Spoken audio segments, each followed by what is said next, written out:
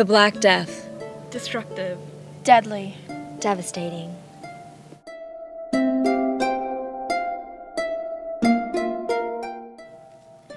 The Black Plague. The disease originated in Asia and was brought to Europe by traders. Within 3 years, the disease swept northward from Sicily and up to Scandinavia.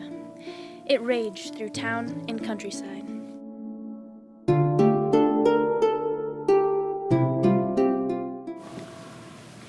It claimed nearly a third of all of Europe's population, and it took Europe almost 200 years to return to the level of population it had before the pestilence.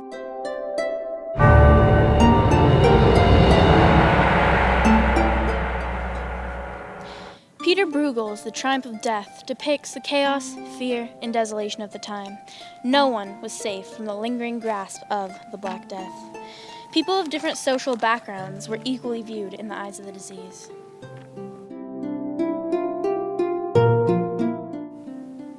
Religious figures like monks and priests were most affected, since they had to perform final rites on the dying. The dying were ridden with buboes on the groin, armpits, and neck, and when punctured, oozed blood and pus. People like physician M. Bertrand thought the disease was God's way of punishing people for their sins. The plague must be considered a particular chastisement exercised by an angry God over sinful and offending people, rather than as a calamity proceeding from the common and natural causes. Consequently, it is little subject to the remedies of the pursued in the cases of ordinary maladies.